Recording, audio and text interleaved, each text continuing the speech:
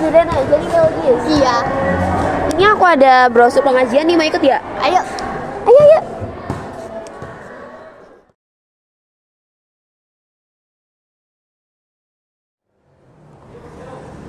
Bentar deh. Tapi kan kita kan sekarang lagi pakai baju sekolah nih. Gimana kalau kita ganti dulu?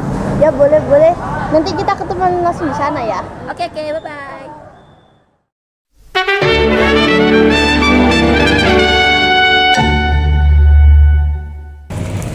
Perjalanan ke Mbak Ut. Kita tunjukin jalan ke Mbak Ut. Siap apa? Gak tahu. Pokoknya sekarang kita lagi mau ke Mbak Ut.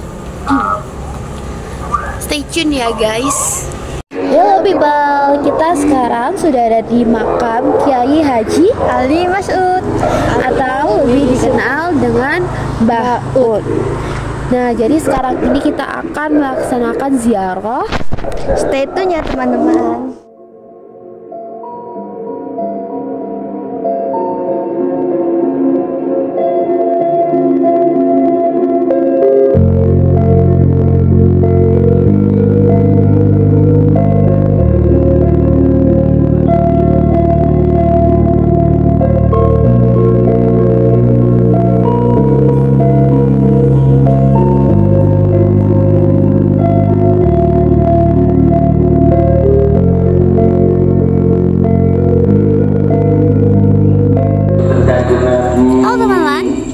Jadi kita mau makan bakso dulu sama nunggu yang lagi ceramah.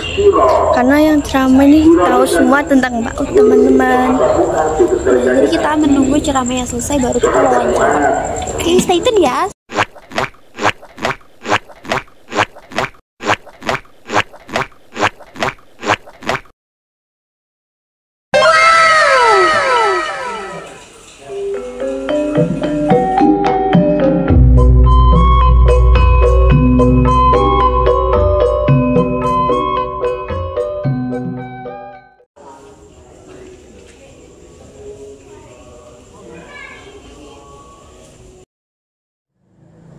Sudah saya. Assalamualaikum teman-teman.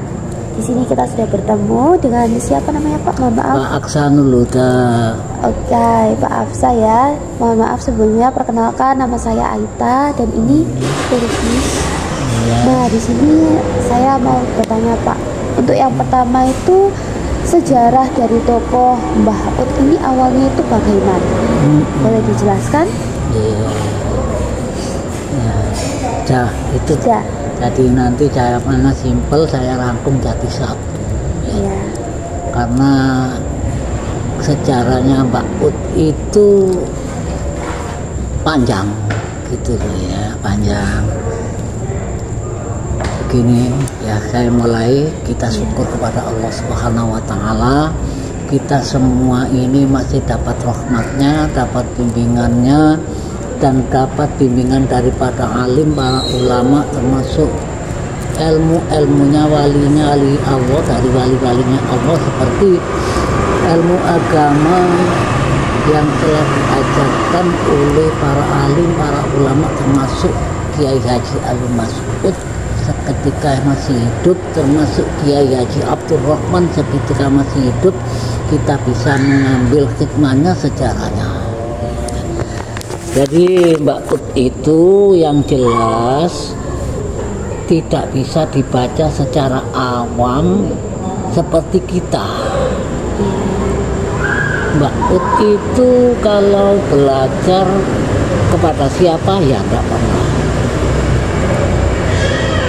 Kalau kita meraba, kalau kita bandingkan dengan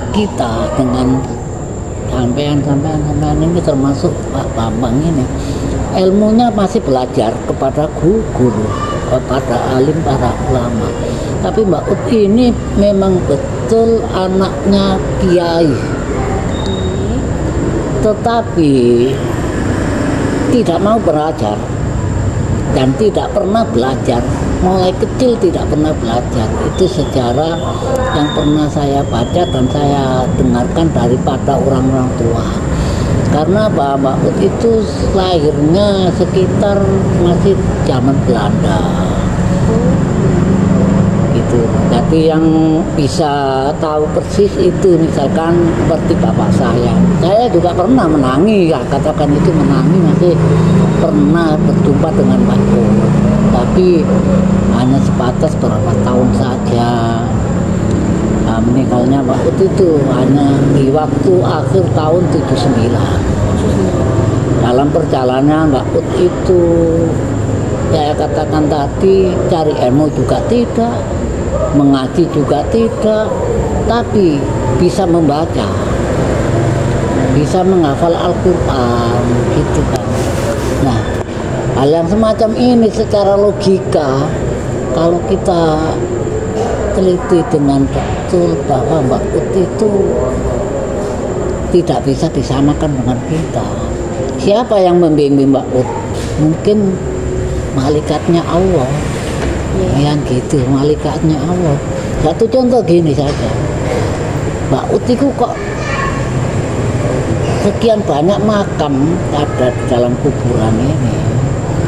Kan itu kan banyak makam-makam itu yang ada tengernya, patok-patoknya. Siapa yang mendatangi? Siapa yang ziarah? Keluarganya saja. Ya. Mungkin anaknya sendiri kalau mau. Iya. Iya kan? Tapi Mbak Ut ini siapa? Kok didatangi ada apa? Pertanyaan ada apa Mbak Ut ini kok didatangi banyak orang? Bisa memberi apa itu istilahnya manfaat kepada orang yang lain sekitarnya, ya gitu. Begitupun juga dengan Mbak Kiai Haji Abdul Rahman. Dulu secara sedikit saja menyimpang dari Mbak. Konon katanya Kiai Haji apa itu yang di Jombang itu siapa? Abdul Rahman Wahid juga pernah ziarah ke sini. Juga pernah ziarah ke sini waktu dari jadi presiden dulu. Karena Mbak Ut sendiri juga pernah sowan ke sana. Jadi Mbak Utnya itu lelono kalau apa itu cara siarnya itu tidak bawa Al-Quran, tidak seperti para dai-dai gitu, enggak. Ya dari rumah ke rumah, dari rumah ke rumah mendoakan. Iya, karena doanya Mbak Ut itu sangat mustajab. Itu. Jadi dikenal dari banyak orang itu lewat jalan. Ya memang semuanya itu takdirnya Allah. Ya. Tapi kan ada pengantarnya kan gitu. Misalkan Pak Bupati, saya dekat dengan ajudannya kan gitu. Iya. Oh, tolong Pak, sama ajudannya Pak Bupati sampaikan salam saya ke Pak Bupati kan gitu, kan cepat. Gitulah. Di dalam istilah jelas juga begitu. Kembali lagi Mbak Ut ini ada apa kok dikunjungi banyak orang, sehingga makamnya pun menjadi dipublikkan gitu. Ya kan gitu. Memang matinya Mbak Ut, wafatnya Mbak Ut tidak seperti dengan orang-orang seperti kita, awam-awam seperti kita kan, ya gitu. Memang orang terpilih pilihan kan gitu. Ya. Nah itu tadi. Kalau Mbak Ut itu sejarah riwayatnya itu sangat panjang, banyak sekali yang bisa kita apa itu sejarahkan. Di antaranya bisa ibadah haji tanpa transportasi. Gitu. Ini sejarah ini sangat kuat, pernah disaksikan banyak orang. Gitu. Wis budal dhisik tak tututi kok. Pada waktu itu masih kapal, bukan enggak ada pesawat ya. Masih kapal. Jadi orang yang disuruh ibadah haji duluan belum datang, Mbak Ut sudah ada di sana. Amin. Assalamualaikum warahmatullahi wabarakatuh. Terima kasih Bapak. Ya, sama-sama.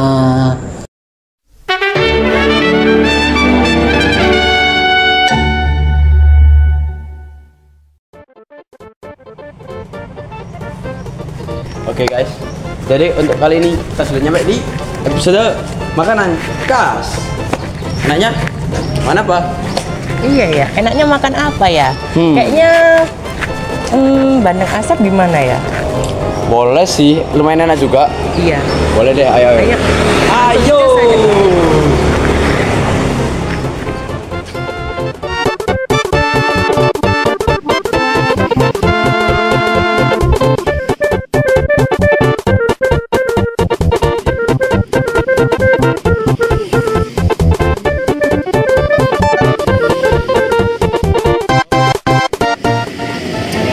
Jadi kita akan ke bandeng asap. Jadi kita udah nemu nih siapa pemilik toko bandeng asap tersebut.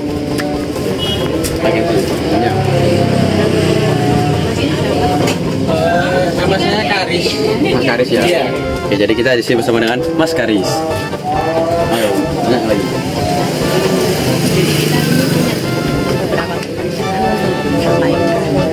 Terkait bandeng asap yang ada di sini ya. Jadi yang mau saya pertanyakan itu pertama, resep yang bandeng asap di sini apa aja? Untuk pengolahan bandeng di sini ya awalnya ya mulai proses penyisian. Proses penyisian menghilangkan sisi-sisi. Terus proses yang kedua mengeluarkan isi perut dari bandeng. Keluarkan semua isi perut sama insangnya. Lalu masuk proses pembersihan. Setelah proses pembersihan masuk ke dalam proses marinasi. Setelah proses marinasi masuk proses pengasapan, kurang lebih sekitar 4 jam sampai 5 jam proses pengasapan. Wow, ternyata lumayan lama banget ya untuk proses pembuatan bandeng asapnya. Kita akan lanjut ke pertanyaan kedua, yaitu untuk cara pemasarannya itu gimana Mas? Apakah dijual kayak gini aja atau kayak ada online gitu kayak Gojek atau apa? Kalau untuk pemasarannya untuk sementara ini pakai secara offline aja dijual. Dulu juga pernah masuk ke layanan online yaitu namanya Grab, GoFood, Gojek. Itu aja. Oke. Untuk di GoFood biasanya namanya apa ya? Namanya Rahmadi kalau di GoFood. Oke, jadi gitu guys. Apakah ada pertanyaan selanjutnya untuk ini? Yang terakhir, apa manfaatnya? Oh, manfaatnya ya bandeng ini kan sebagai ikon kota Sidoarjo. Biasanya buat oleh-oleh untuk orang kayak pada musim liburan atau untuk oleh-oleh keluarga atau teman sanak saudara gitu aja. Jadi kayak khas Iya. Sidoarjonya gini ya. Itu khasnya Sidoarjo yaitu bandeng. Oke, makasih Mas. Ya, sama-sama. Oke guys, segitu aja vlognya kali ini tentang kuliner. Set. Dar.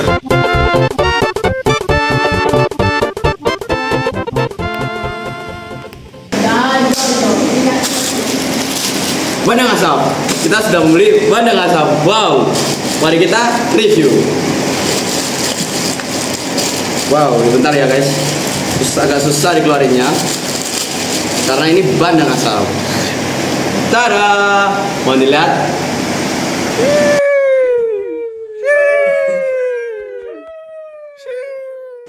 Wow. Aromanya enak banget ya semua, beneran. Kayak ada smoky-smoky-nya gitu. Soalnya kan diasapin kan. Makanya kayak ada smoky-smoky gitu. Pertama-tama kita mencoba buka dulu ya. Kayak mana ini rasanya? Pertama kita coba dagingnya. Karena tadi kata masnya udah dilunakin, jadi pasti ini rasanya itu udah gak ada tulang-tulangnya gitu. Jadi kita coba ya langsung ya. Enak banget. Matanya merem.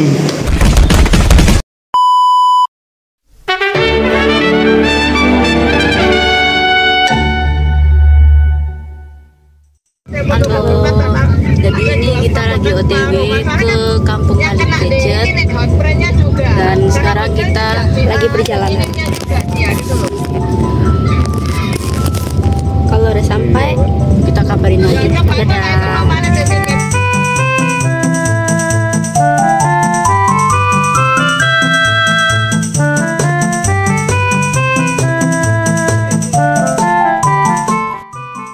Jadi saya Amalia Habibah, saya Sinta, dan ini kami bersama Mas Irfandi sebagai narasumber dari Ketua Yayasan Kampung Lali Gadget. Dan kami di sini ada beberapa pertanyaan yang akan ditanyakan kepada Mas Irfandi. Oke. Jadi pertanyaan yang pertama, bagaimana sejarah dari Udeng Pacul Goang ini, Mas?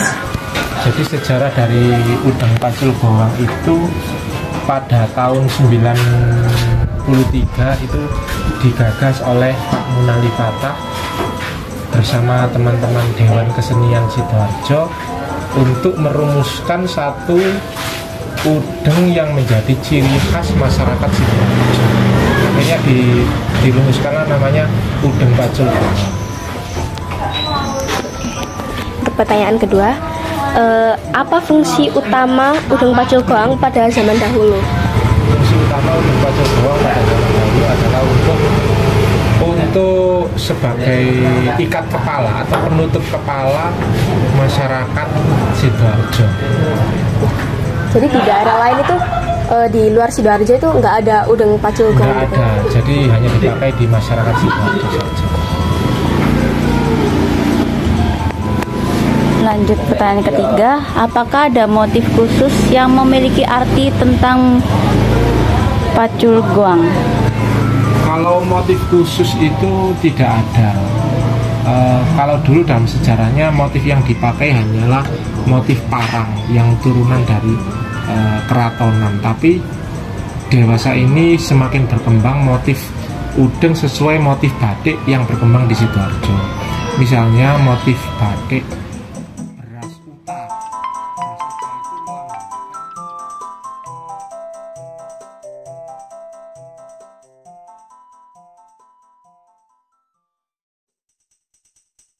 Beras atau padi. Ada lagi yang berupa motif kembang tebu. Kembang tebu itu merupakan juga hasil pertanian yang ada di Sidoarjo karena banyak sekali tebu. Maka ada motif kembang tebu dan motif-motif lainnya seperti udang pandang, motif tambak, ombak-ombak di tambak dan sebagainya. Lanjut pertanyaan ke yang terakhir, apakah ada perubahan fungsi udeng yang berubah seiring berjalannya waktu? Kalau udeng itu awalnya sebagai identitas kaum yang awalnya dulu mungkin kaum priayi dan kaum bawah itu beda bentuk udengnya. Tapi sekarang udeng itu dipakai sebagai identitas kedaerahan. Identitas kalau orang Sidoarjo pakai udeng, bahkan sampai pemerintah Sidoarjo mewajibkan pemakaian udeng untuk wilayah PNS di Kabupaten Sidoarjo.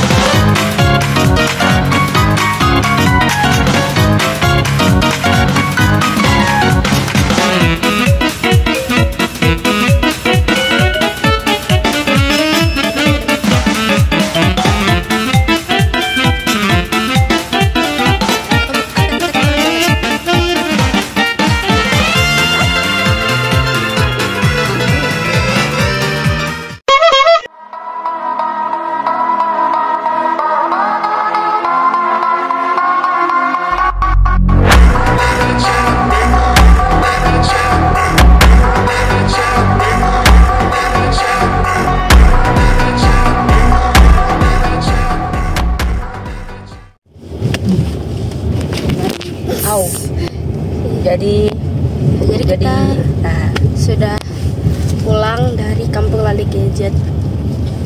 Terus apa? Dan tadi kita di Kampung Lali Gadget, kita sempat wawancara, sempat lihat-lihat udeng, sama kita keliling-keliling di kampungnya. Terus kita tadi ngeliat ada apa aja sih di kampungnya. Terus ternyata di kampungnya itu Ada kayak lapang besar, ya, yang terus itu emang sering dipakai buat kegiatan-kegiatan. ada mainan zaman dulu. Ya, terus kalau misal outbound di sana kan biasanya kayak fun games gitu ya. Nah, tapi kalau di Kampung Lagi Gadget ini kita gamesnya tuh games tradisional. Jadi tanpa gadget. Betul. Ya kalau gitu apa coy? Apa? Nggak tahu. Gimana nih ketua? Awkward ah. Sekian, terima kasih. Baru ulang.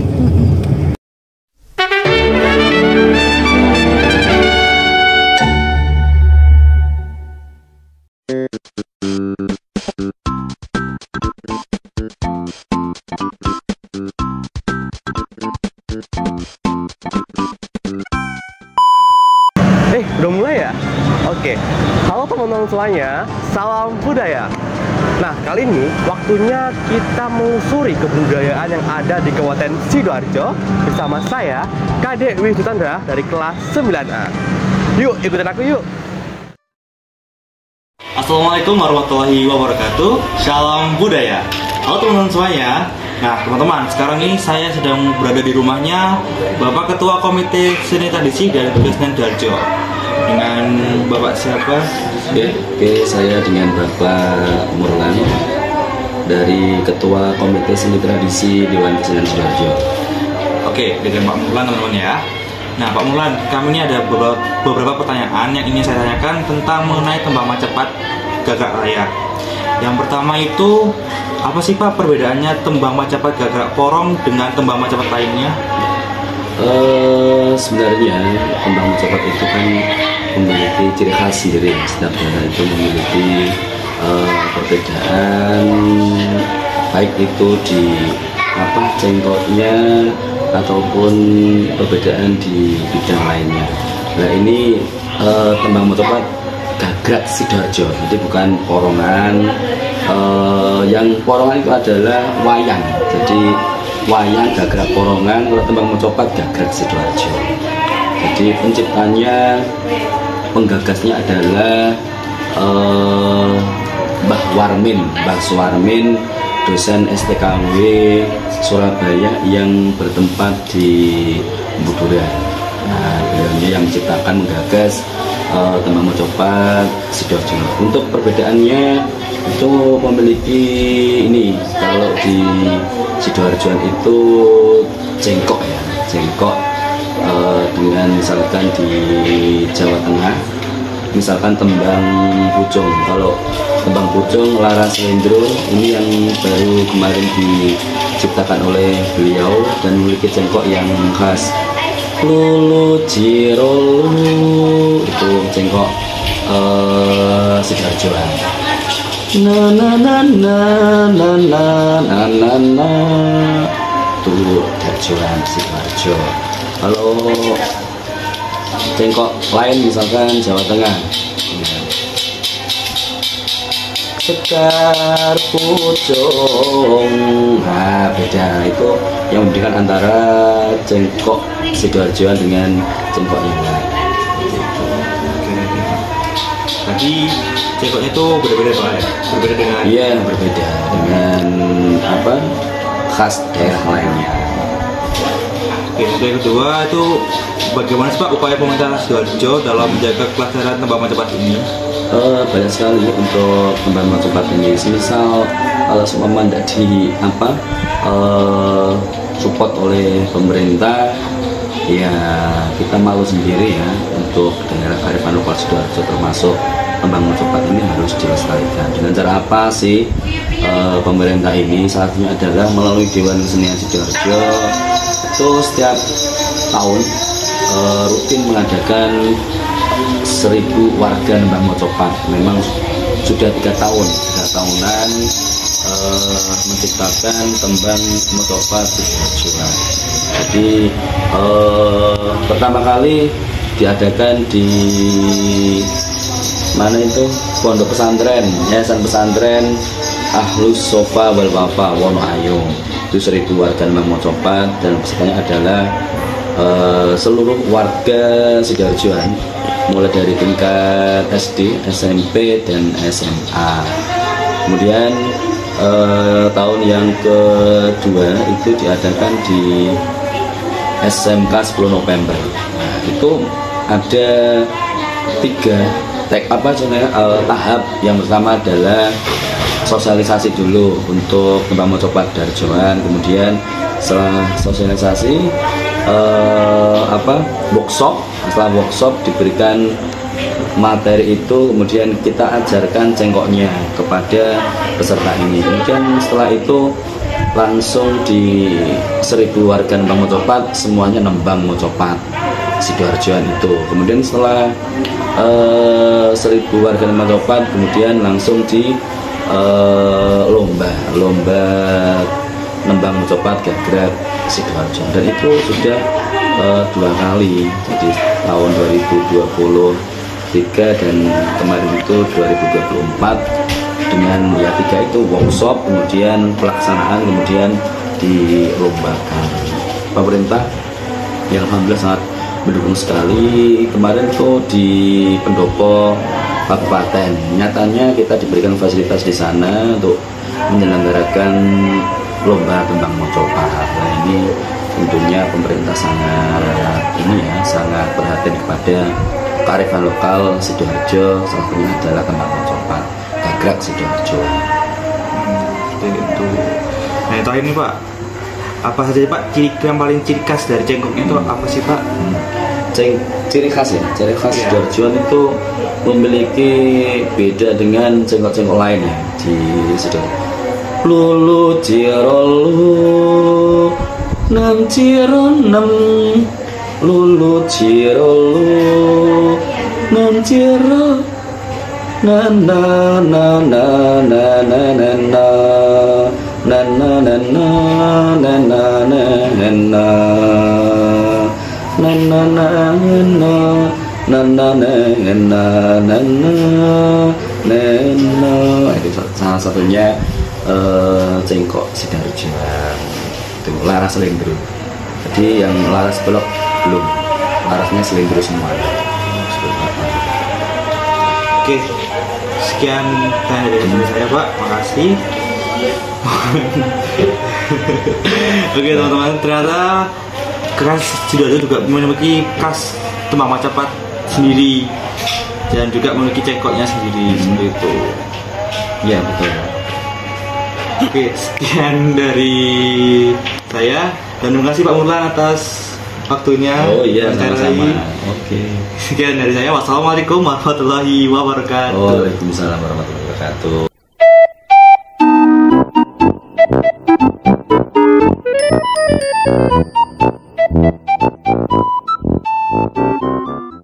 Tapi Bu,